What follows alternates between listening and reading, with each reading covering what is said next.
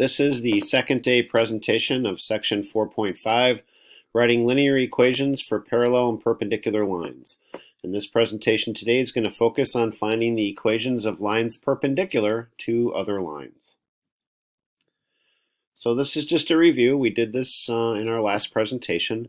Parallel lines have exactly the same slope. So in this case, this line has a slope of 1/3.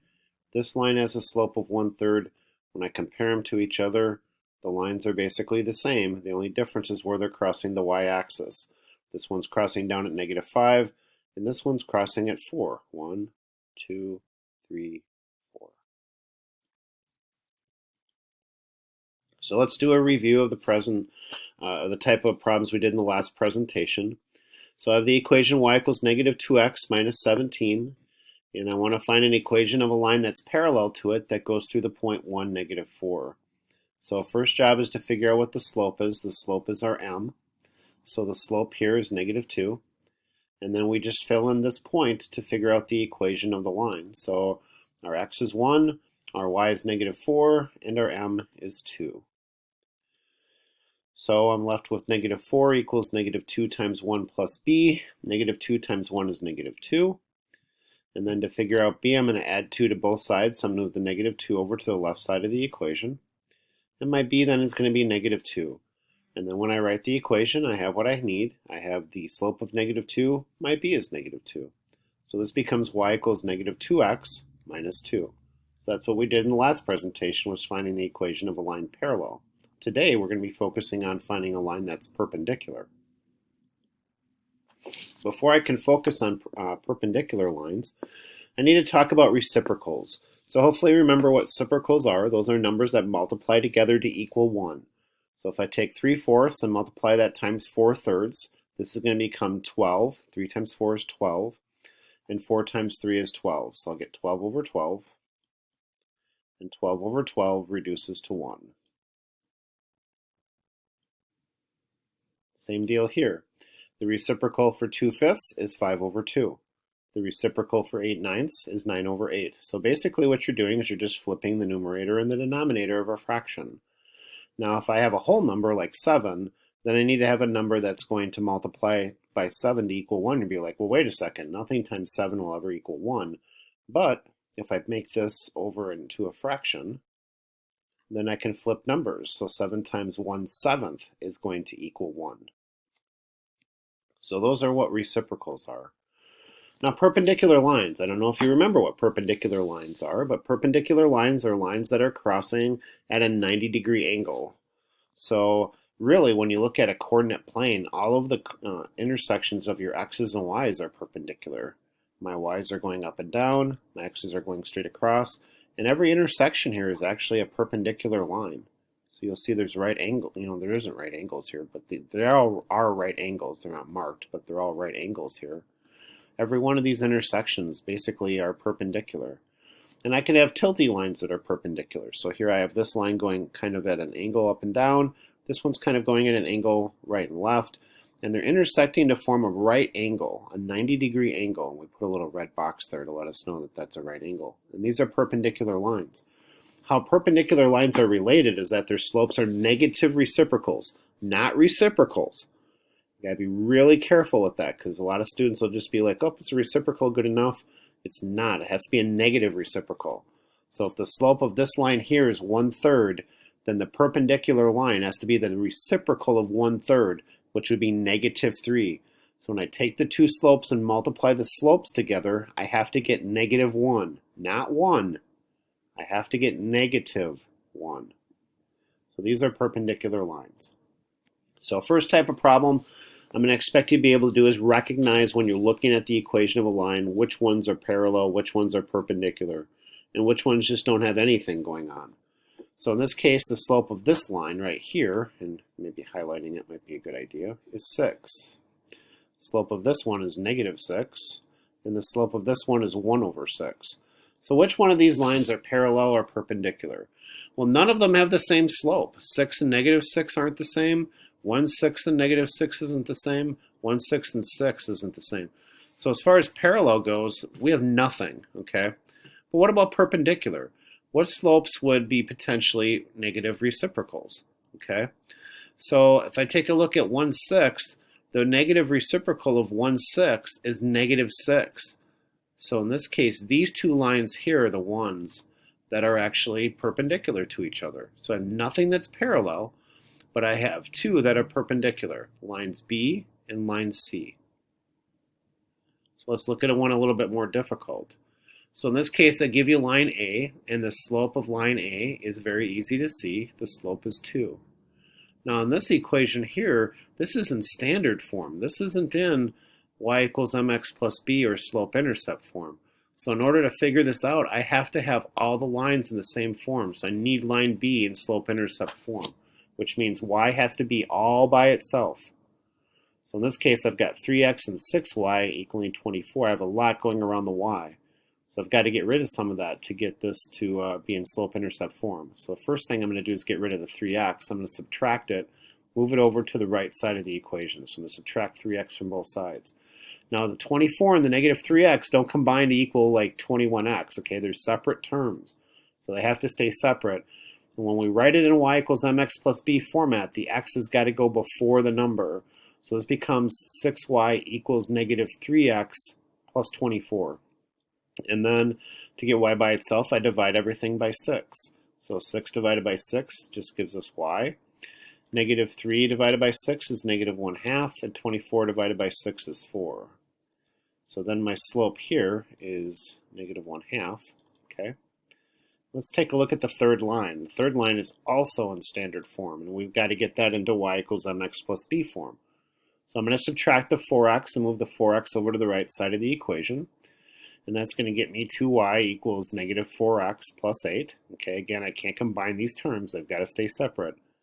And now here I've got to divide by negative 2. So that's one of the things I'm always worried about with you guys is genieing away the negative. Don't genie away this negative. This negative 2 still stays over here for negative 2y. So I need to divide everything by negative 2. So negative 2 divided by negative 2 is just my y. Negative 4 divided by negative 2 is going to be 2x. And 8 divided by negative 2 is going to be negative 4. So my slope here is going to be 2. So you'll notice I've got a couple of lines with the same slope. So line A and line C are parallel to each other because they both have a slope of 2. And then I have lines that are perpendicular. I have 2 and negative 1/2. These are negative reciprocals. So lines A and B are perpendicular, but over here, these are also negative reciprocals. So lines B and C are also going to be perpendicular to each other. So perpendicular lines are A and B, and then B and C. So a lot going on in this problem. So second type of problem I expect you to do is write an equation of a line that passes through a certain point and is perpendicular to a given line. So we used this example yesterday. If you remember yesterday, we did this purple line before, and what we had to do is figure out the slope, and then we found the parallel line. But in this case, we're going to find the perpendicular line. But it's kind of the same procedure. The only modification here is the slope. So first thing we do is we find our slope. So I'm going to use my slope triangle here. I'm going to go up 1, 2, 3. All right. And then I'm going to go to the left, negative 1. So the slope of the purple line is 3 over negative 1, which is negative 3. So the next thing we need to do is figure out the slope of the perpendicular line. Now when the line was parallel, the slope was just the same. But when the line is perpendicular, we have to use the negative reciprocal. So I need the negative reciprocal of negative 3. So what number times negative 3 will equal 1? And that number is going to be 1/3. So I just flip-flop the numbers. I pretend I've got like a fraction here, and I just take away the negative. Or if it has a negative, I add, or if it has a negative, I take it away. If it doesn't have a negative, I just add 1. So in this case, I just flip-flop the numbers, and I take away the negative, or I add a negative if I have to. In this case, it had 1, so I have to get rid of it. So my slope is 1/3. And then now I have enough information to figure out the equation. I know the line is going to be a slope of 1/3, and I know the point is going to be at 0, -1. So my x is 0, my y is -1, and my m, or my slope, is 1/3. So then I'm going to get -1 equals 1/3. I'm sorry. Yeah, that's right. -1 equals 1/3. So -1 is my y. 1/3 here is my slope, and then my x is 0. And to figure this out, so 1/3 times 0 is just 0, so I'll get -1 equals 0 plus b. The 0 will go away, so my b is going to be -1, and that's where it is. It's right here. The b is at -1. And then my slope is 1/3. So my line is going to look like this. So instead of being parallel, it's perpendicular. And if I check my slope, I go up 1 and go over 1, 2, 3. My slope is 1/3. And my b is hitting at -1. And this is a perfect 90-degree angle or a right angle, which when you get to geometry, then you'll actually draw a right angle box, but you don't need to do that in algebra. So that's how we do this type of problem. So let's just do one here where we don't have the graph. We just have the equation. So y equals 3x plus or minus 12. So first step is to figure out what the slope of the perpendicular line is. So my slope of my parallel line here is 3. So I need to do the negative reciprocal of 3. So if I pretend that 3 is over 1, all I'm going to do is flip-flop the numbers and add a negative. So in this case, my slope is going to be -1/3 for my perpendicular line. And my point is -9, 2. So my x is -9, my y is 2, and my slope is 1/3. And all I need to do is just fill that in. Again, 2 for y, -1/3 for m, and -9 for x. So I need to take -1/3 times -9. So that's going to become +3. So I'm going to get 2 equals 3 plus b. And I'm going to subtract 3 now to get b by itself. So 2 minus 3 is going to be -1. And now I've got my b and I've got my m for slope. So my equation of my line is going to be y equals -1/3 minus 1. And that's how we do this type of problem. So I think we have one more example. So same deal. It's got to go through the point 8, -1. It's got to be perpendicular to the line of y equals 4x plus 2. Got to find my slope. So my slope of my line here, right here, is 4.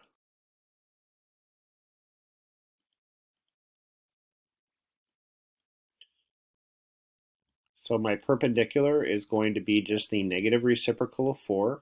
I'm going to flip-flop the numbers. And in this case, I need to add a negative. So my slope is going to be -1/4. I know it's a fraction, but it'll be okay. Fractions are our friends. And then the point is 8, -1. So my x is 8, my y is -1, and my m is -1/4. So again, my y is -1, my m is -1/4, and my x is 8. So I get -1 equals -1/4 times 8 plus b. -1/4 times 8 is -2. And then in order to figure out b, now we're going to have to move 2 to the other side, which we're going to have to add 2 to both sides. So I just add 2 to both sides. And -1 plus 2 is 1. So I've got my equation now because I have my m and I have my b. My m is -1/4 and my b is 1. So it's going to be y equals -1/4 x plus 1. And that's how we do this type of problem. So what I'm really concerned with when you're doing these is make sure you read the question, whether you're asking for perpendicular or whether you're asking for parallel. So in this section, you're going to be studying perpendicular. So with perpendicular, you're going to take the slope and get the negative reciprocal. If it was parallel, you'd use the same slope. But for perpendicular, we use negative reciprocal slopes.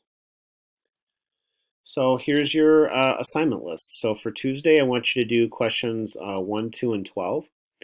And then that will combine with Monday's assignment. So that I want you to email me with Monday's assignment. And then Wednesday, I want you to do 13, 14, and 15. Thursday, 18, 19, and 20. And then Friday, 22 and 23. When you have all 3 of those done, the Wednesday through Friday assignment, then you can send that to me in one assignment in an email. And that covers our presentation on section 4.5, finding the equations of perpendicular lines. I hope you found it helpful.